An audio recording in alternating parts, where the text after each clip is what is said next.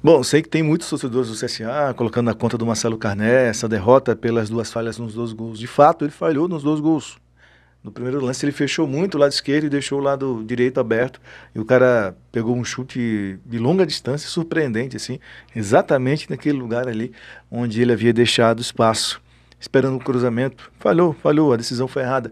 No segundo gol também, ele, se tivesse tomado a decisão de ficar mais no gol, talvez o Vina não tivesse feito, porque tinha gente fazendo a cobertura dele, né, a cobertura ali na zaga. E ele foi ao encontro do Vina e deixou tudo praticamente aberto para o Vina fazer o segundo gol no segundo tempo. Mas, rapaziada, é o seguinte, vamos pontuar também que ele fez grandes defesas no jogo, né? Até no finalzinho, um chute do Nino Paraíba que ele tirou com a perna. E no primeiro tempo fez grandes defesas, então não tem como. Eu acho que existe sim essa culpabilidade dele, né? De fato ele falhou, isso aí não tem como você negar. Mas eu acho que o CSA perdeu o jogo porque perdeu o meio de campo. O CSA no segundo tempo perdeu totalmente o rumo. O Ceará se encolheu e o CSA tentou ir pro abafa, mas sem jogadas centralizadas, sem distribuição de jogo. É, como foi no primeiro tempo, por exemplo. Tá certo que no primeiro tempo o Ceará chegou e foi logo para decidir no jogo, tentar fazer um gol no início do jogo, marcar a pressão, marcação alta e tudo mais, e o CSA conseguia muitos contra-ataques nessa condição de jogo, nessa formação do jogo do Ceará. Principalmente com o Ian Rolim, que fez alguns contra-ataques, construiu alguns contra-ataques, o Gabriel um pouquinho mais atrás, e ele conseguia sim chegar com essa bola na frente. Por duas vezes o Lucas Barcelos estava lá na direita sozinho, os caras não viam, e em vez de tocar para ele, erravam um passe ali perto da área, enfim, da área do Ceará já. Mas o CSA estava naquele jogo adequado para ele, estava um jogo esquemado ali para ele conseguir fazer um gol, de repente mudar a história do jogo. Não aproveitou essas oportunidades. Teve um lance depois, próximo dos 30 minutos, que o Giovani fez um domínio de bola ali dentro da área do Ceará e chutou, e o goleiro fez uma grande defesa. Mas o CSA teve plenas condições de criar mais do que criou e decidir mais jogadas, mais do que decidiu, né? Em situações de chegar perto da área e às vezes errar um passe ali que era aquele passe decisivo para o finalizador, né? Chutar para o gol, enfim. Deixou de finalizar em algumas situações por decisões erradas, mas o jogo estava muito favorável para o CSA. O Ceará chegava mais no abafa, mais na correria, e não em imposição tática ou técnica em relação ao CSA. E teve esse gol, do primeiro, aos 37 minutos, o Vitor Luiz chutou de fora, e o Marcelo Carné aceitou ali, quebrou a espinha do CSA. Naquele momento o CSA deu uma murchada, deu uma quebrada ali, próximo do finalzinho do primeiro tempo. Volta para o intervalo com o mesmo time, né? De repente, se ele viesse com algumas substituições já no intervalo, já para o segundo tempo, de repente, poderia manter aquele ritmo que o CSA implementou no primeiro tempo, até tomar o gol, né? Depois tomou o gol, não produziu muita coisa, mas também era já no finalzinho do primeiro tempo. E não demorou muito, tomou o segundo aos 10 minutos, né, nesse outro lance infortuito do Marcelo Carné, mas eu não consigo exatamente colocar no Marcelo Carné toda a culpa da derrota, né? Considero que ele falhou nos gols, mas eu acho que o CSA deixou muito a desejar no setor de criação, principalmente quando teve a posse da bola no segundo tempo, quando o Ceará se recolheu e o CSA não conseguia fazer jogadas rápidas, triangulações e tudo mais. Depois do segundo gol, o Moza veio com as substituições, tirou o Lucas Barcelos. Eu acho que o Lucas Barcelos tem mais potencial que o Felipe Augusto, por exemplo. Eu tinha mantido o Lucas Barcelos por mais tempo lá, né? Tirou depois também o Giovani no mesmo momento. O Giovani já estava mostrando sinais de cansaço, botou o Giva, e tirou também o nosso centroavante, o Rodrigo Rodrigues, colocou o Dalberto, já tinha colocado também o Oswaldo. Enfim, mas o time não conseguiu, ficou todo desconfigurado, o Gabriel sozinho no meio de campo ali, sendo a única alma a tentar criar jogadas e não tinha auxiliar, né? Quando você deixa um jogador apenas incumbido de fazer a criação do jogo, contra um time postado, você elimina mais possibilidades. O CSA joga muito quando tem um outro jogador que também cria situações. ali no meio, ou de repente um cara esteja inspirado na lateral, enfim, ou quando um atacante vem para o meio, que também cria uma situação.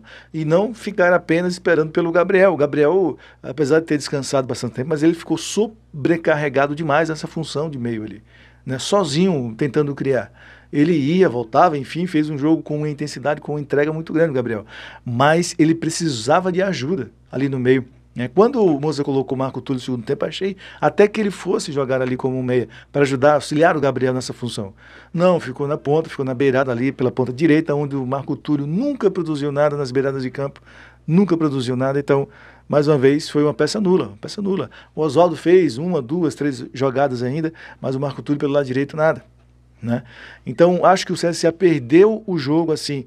O Ceará dava condições, o Ceará às vezes titubeava, o Ceará não ficava sustentado ali atrás, mesmo estando ali atrás, deixava situações para o CSA criar. Só que o CSA só tinha uma jogada, que era nos pés do Gabriel, e daí ficava fácil para os caras.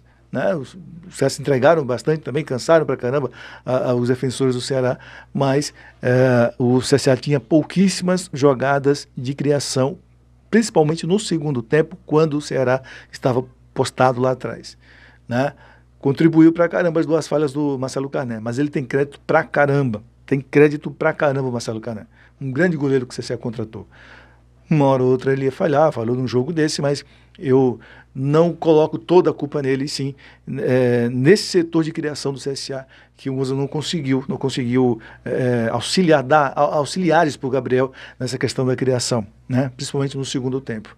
Olha, a rodada foi boa para o CSA, o Fortaleza empatou, o Sampaio perdeu, o Sport ganhou, mas estava lá atrás, empatou em número de pontos com a gente. Estamos com 11 pontos na vice-liderança ainda, tá? Dependemos apenas de nós. E se amanhã o Campinense não vencer o Botafogo, que é um clássico que eles terão lá na Paraíba, se o Campinense não vencer, o CSA já fica classificado, mesmo sem jogar amanhã, certo? Então o CSA está bem ainda na fita, porque a rodada ajudou. A última rodada dessa fase de grupos da Copa do Nordeste será no dia 19. 19, num sábado, todos os times jogam no mesmo horário, enfim, vai ser um sábado de tarde, então CSA recebe o Altos aqui. O Altos está muito mal, né, na Copa do Nordeste. Empatou hoje com o Fortaleza, mas está um time mal, já vem praticamente desclassificado para cá. E o CSA tem tudo para vencer e garantir. E talvez garanta até amanhã com esse jogo do Campinense com o Botafogo, como eu falei. Só é o Campinense não vencer o Botafogo. Certo? Então é isso. Era um jogo difícil, foi um grande jogo, como eu falei ontem aqui, olha, vai ser um grande jogo, porque são dois times que gostam de atacar, e certamente foi isso que aconteceu, foi um grande jogo, mas o CSA não soube aproveitar os momentos em que o Ceará deu para ele tomar conta do jogo, certo? Mas assim, velho, não faltou intensidade pro time, é bom que se diga isso, não faltou intensidade, vontade, os caras se entregaram pra caramba e tecnicamente também produziram, né? O goleiro do Ceará também fez grandes defesas no jogo, né? Grandes defesas. E é isso. Dar mais tempo para o Oswaldo, colocar o Oswaldo antes no jogo. O cara entra e faz alguma coisa. Sempre tem uma lucidez o Oswaldo no jogo. Toda vez que entra, cria situações. Até esperava que ele fosse de primeira nesse jogo. Por exemplo, outra situação que eu não entendi. O Lucas Marques, o moleque ficou, não viajou, não sei porquê. Um cara que tem uma criatividade nos pés muito grande, né? O Lucas Marques, o lateral direito.